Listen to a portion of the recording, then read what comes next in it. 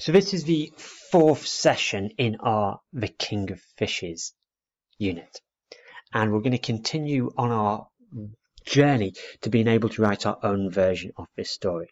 But let's play around with some language first. Let's try and think about something to warm up our writing minds.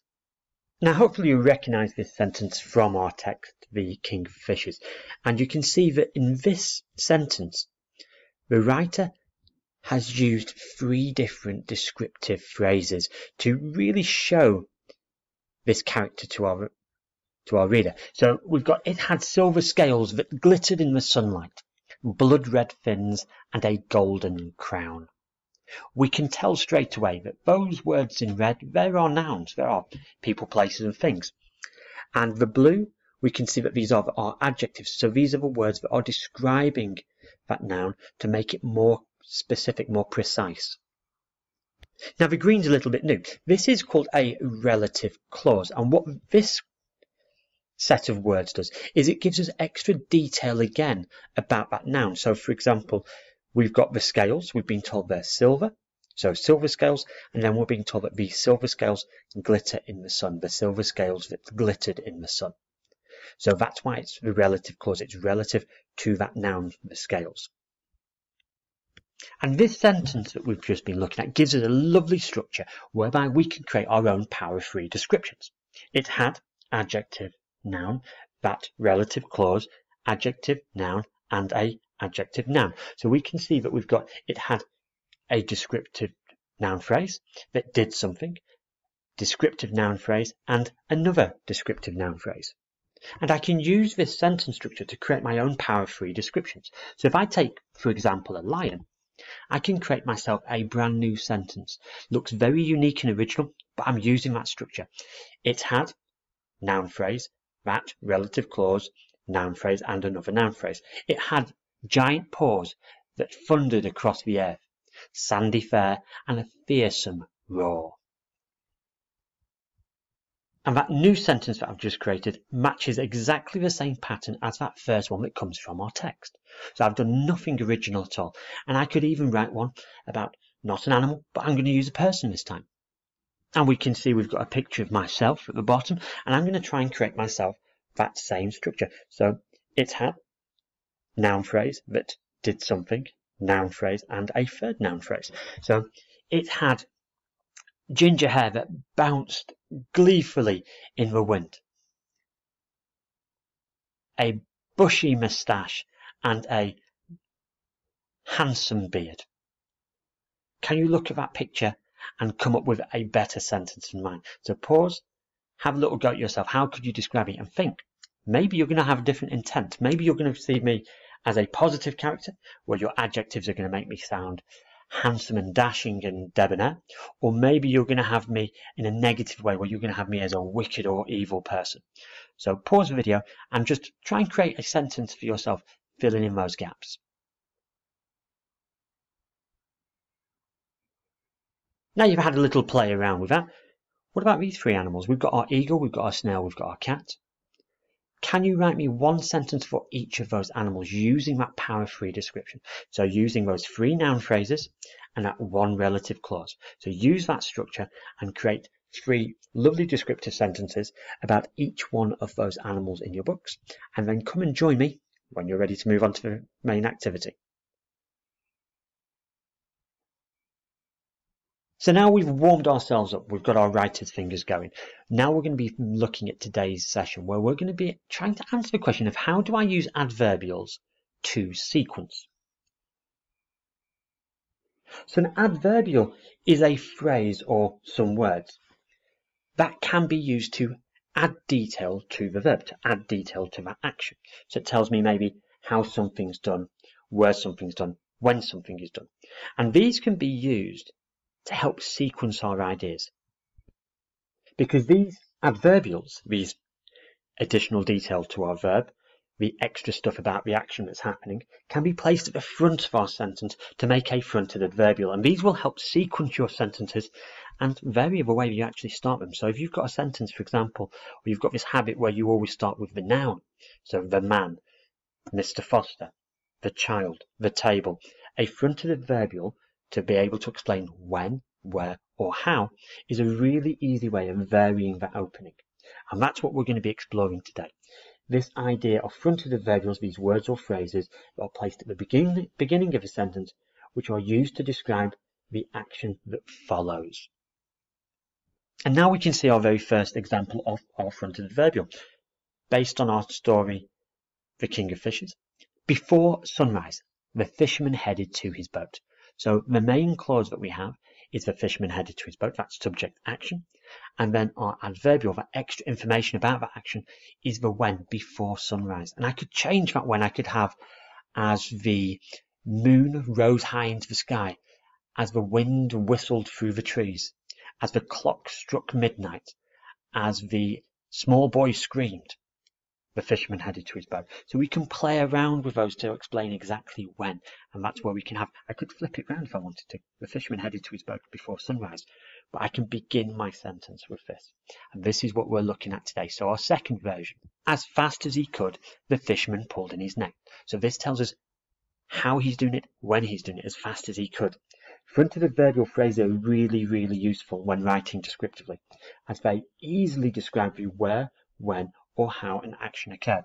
So you're going to add that extra information. You've got your main clause, your subject action, and your adverbial phrase is going to give me more information about that action that's taken place, becoming a fronted adverbial where I simply place it at the beginning of a sentence. So I don't place it alongside the action. I put it at the beginning and it tells me the when, the where, or the how that action is taking place. And here you can see some examples of different fronted adverbials. So if we take some of my sentences as an example, could we place any of these at the beginning? So we've got our main clause, the fisherman headed to his boat. Would any of those fronted adverbials you can see, the time ones which tell me when the fisherman headed to his boat, the frequency, the how often the fisherman headed to his boat, the place, the where the fisherman was heading to his boat, the manner, the how the fisherman was heading to his boat, or the degree the fisherman was heading to his boat.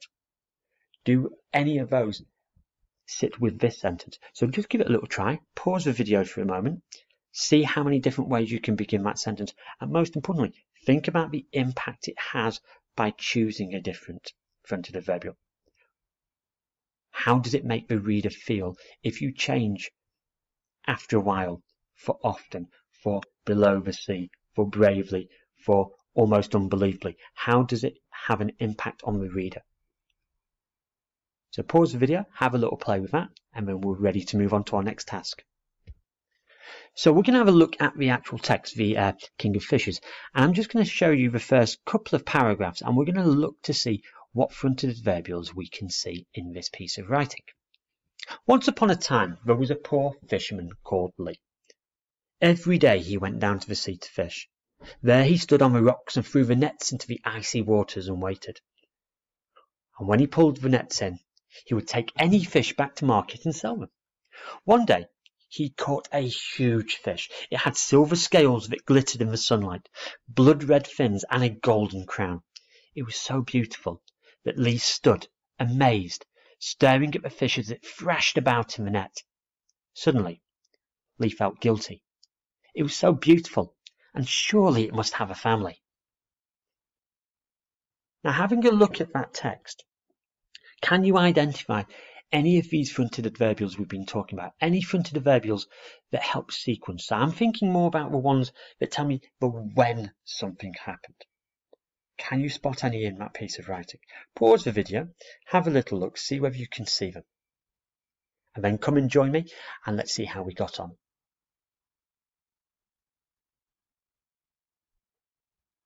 So now you can see I've highlighted those fronted adverbials in purple.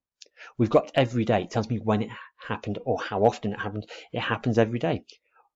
When it happened, when he pulled the nets in. When it happened one day. When it happened suddenly. So you can see these are the ways that we're playing around with it. And we could change those purple phrases into something different. So we could go back to that image where we saw the different types of fronted adverbial and we could actually change them to see whether it would make any impact. Bravely, he went to the sea to fish. So thinking about this, I've taken two sentences. And what I want us to play around with now is how can I open those two sentences up? What fronted adverbials can I use? Now my first attempt is immediately Lee hurried home, wondering what on earth he should wish for. Suddenly he stopped pacing and grinned. Now both of these fronted adverbials I've used, I've selected for a purpose, and that's because they both happen very quickly. They're both happening right now, immediately, suddenly. These are fast actions that I'm looking at. However, I can change them. If my intent is I want to slow things down, I can simply change those purple words, those purple fronted adverbials, to have the impact that I choose as the writer. And you can see now from these sentences that I've slowed it down. After a while, Lee hurried home wondering what on earth he should wish for. Maybe he's been standing there thinking about it before he decided to then rush home. Eventually, he stopped pacing and grinned. I'm presuming he's been pacing and grinning. He's been pacing around for a while before he stops and grins. So you can see by changing my adverbial, my fronted adverbial, I change the impact of that sentence. Now let's have a little play with some images and see whether we can use these fronted adverbials to sequence some ideas. And here we can see we've got a nice little comic strip, 1, 2, 3, 4, 5 pictures. So I'm going to try and create 5 sentences for it. 5 really, really simple sentences. Notice I've blocked out any of the speech because I'm not really that interested in that at the moment. So I'm just going to create some main clauses for each image. I've got the man approached Caesar. Caesar looked down. The man began to speak. The emperor leaned forward and the man walked out. And if we look at the picture, you can see each one of those sentences matches with one of the images. The man approached Caesar. Caesar looked down. The man began to speak. The emperor leaned forward. The man walked out. And I've left space at the beginning for that fronted adverbial.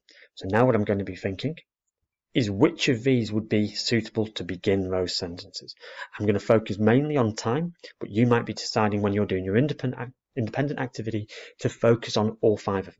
Or you might just have one that you think is right. You use your ability as a writer to decide what I read as a reader. And this is what I came up with. Leisurely, the man approached Caesar. He's taking his time. He's in no hurry. Gradually, Caesar looked down. Well, if you're going to take your time coming to me, Caesar's going to make sure that he's making you wait now. All at once, the man began to speak. He wants to get these words out. Maybe he's scared that Caesar's there. Suddenly, the emperor leaned forward. Something's happened that's changed his opinion. Maybe it's made him angry. Maybe it's made him intrigued. And then as quick as a flash, the man walked out. Presuming the emperor's been angry, hence the fact the man's come out. So this is what we're looking at. That first set of images I've then turned into those 5 sentences. And what I'm going to ask you to do now is to do exactly the same. I'm going to give you a comic strip with some images. And I'm going to ask you to create your main clauses, your subject and action. And once you've done that, you're going to add in your fronted adverbials to create me a little passage of 5 or 6 sentences that you're sequencing using these fronted adverbials. Now, what I don't want you to do is spend hours and hours on this. So really have a look. Look at picture 1. What is happening? That's your main clause. Can you think of a fronted adverbial? Maybe you're going to be looking at the words below the bottom of the screen. Maybe you've got some better ones in your mind. Then move straight on to the second picture. Just to let people know, these are asterisk and obelisk. And you can see a Roman centurion. And I've put those words at the bottom of the screen just to help with your spelling, so you don't need to worry about that. So for this activity, you are going to take the 1, 2, 3, 4, 5, 6 pictures. You are going to create your main clauses. So you're going to have a subject action. Something or someone is doing something in each picture. So think about what that is. Once you've done that, then think about how you're going to start it. Are you going to tell me the when? Are you going to use one of those time conjunctions? Are you going to be thinking about the where? Are you going to tell me whereabouts it's actually happening, the place? Are you going to be telling me the how? You're going to tell me whether it's fast, it's slow, or how the character's feeling while it's happening. That's entirely up to you. So this image is on the website, so you'll be able to download it and have a copy in front of you. And I'm looking forward to seeing your 6 sentences to describe one of my favourite comic books of all time, Asterix. Good luck, and I look forward to seeing your work.